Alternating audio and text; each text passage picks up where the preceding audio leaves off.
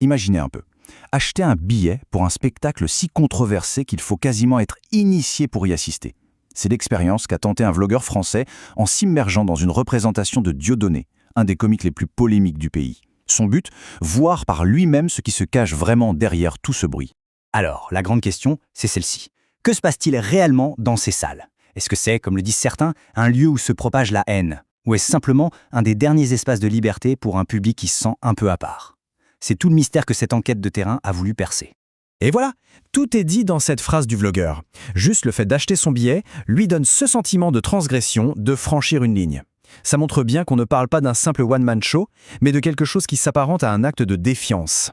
Pour bien comprendre, il faut savoir que Dieudonné est complètement sorti du circuit traditionnel. Il n'y a plus de grandes affiches dans le métro, plus de promos à la télé, non, tout se passe en marge. Et forcément, ça alimente une sorte de mythe, de mystère autour de ces spectacles. C'est un peu l'attrait du fruit défendu, quoi. Et pour y assister, alors là, c'est toute une histoire. Il faut suivre un protocole. On se croirait presque dans un film d'espionnage. Oubliez les billetteries classiques. Le simple processus pour avoir sa place montre à quel point l'artiste est obligé de jouer au chat et à la souris avec les autorités. Et le vlogueur est très clair là-dessus, ce n'est pas un coup de com', c'est pas pour le style. Cette organisation quasi clandestine, c'est une pure nécessité. En France, les préfectures prennent des arrêtés pour interdire ces spectacles, souvent à la dernière minute. Du coup, la seule manière de pouvoir jouer, c'est d'être totalement imprévisible.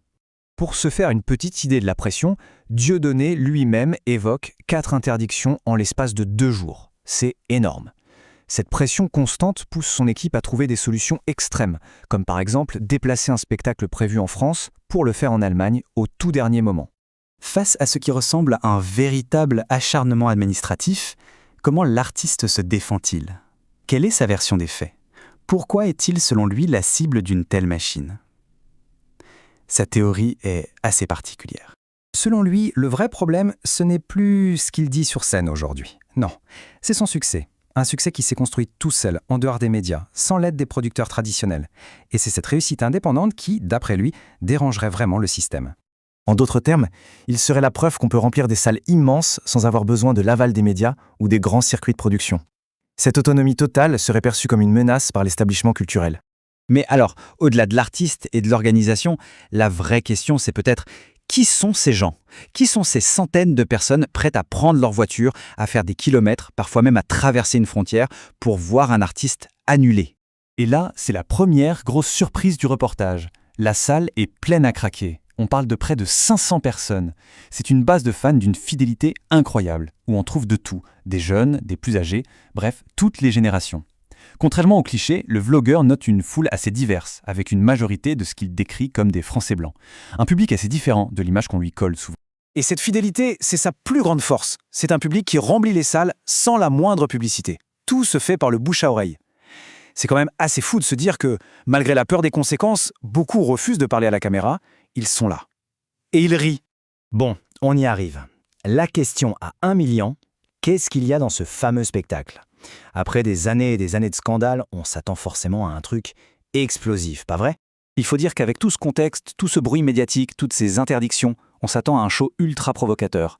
On s'imagine un truc qui pourrait, d'une manière ou d'une autre, justifier une telle réponse des autorités.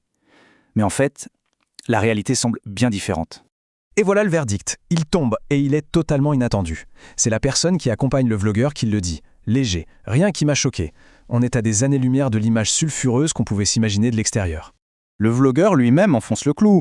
Après avoir assisté à tout le spectacle, son constat est sans appel. Pour lui, il n'y a rien, mais absolument rien qui puisse justifier une interdiction. Il trouve la réaction des autorités complètement injustifiée. C'est un décalage assez énorme. Mais l'histoire ne s'arrête pas là. Parce qu'au-delà de cette soirée, l'influence de Dieudonné, elle, continue d'exister. Et sa toute dernière riposte face à la censure est peut-être la plus créative de toutes. Le vlogueur le rappelle, et c'est important. Dans le milieu de l'humour, même ceux qui le détestent aujourd'hui reconnaissent son talent.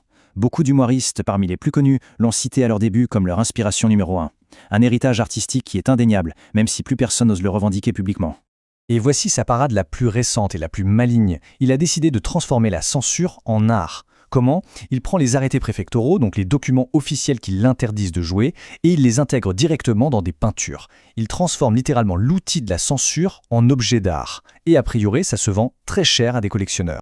Ce qui nous laisse avec une question assez vertigineuse. Quand les tentatives de vous faire taire deviennent la matière première de votre art, qui a vraiment gagné? Est-ce qu'en voulant l'effacer à tout prix, le système ne lui a pas au final donné sa meilleure arme ?